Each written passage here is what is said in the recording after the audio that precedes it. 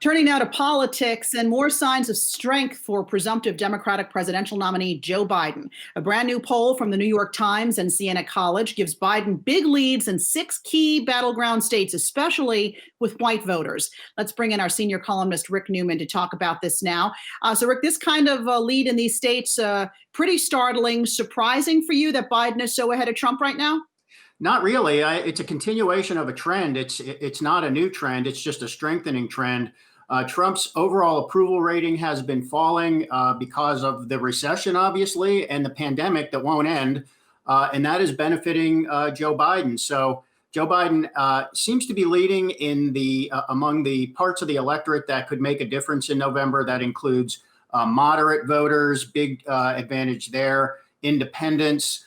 He's been beating Trump among women for a long time, but now he seems to be drawing fairly even with white men, which is Trump's base, especially less educated white men. And Biden's doing pretty well there. Alexis, you and I have talked about this a lot. The thing to really pay attention here is not the overall numbers for the country as a whole, but those 6 or 8 swing states that you mentioned, because that's what's going to determine the winner in November.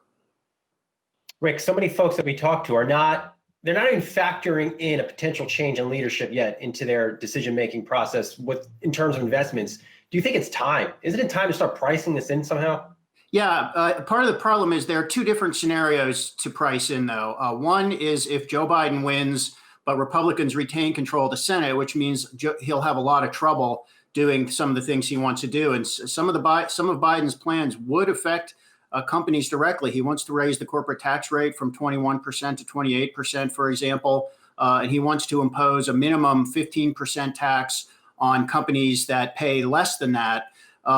So he's not going to be able to do that probably if Republicans control the Senate. So that's one scenario. But the other scenario, more worrisome for markets, is if Biden wins and Democrats do take control of the Senate. It would be a small majority, but possibly enough for Biden to be able to get some of those things done. I think you do have to point out, I don't see Biden coming into office. Let's say there's a Democratic sweep, and the first thing he wants to do in the midst or the aftermath of a recession is raise taxes.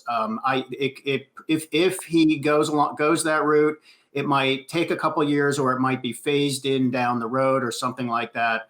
But I think it's hard for the market to price these things in, because what does the market care most about? What is the Fed? It cares about the Federal Reserve. And, the Fed is carrying this market with all the different kinds of monetary stimulus. So I'm not sure how you price any reality in when the Fed is basically propping up equity values.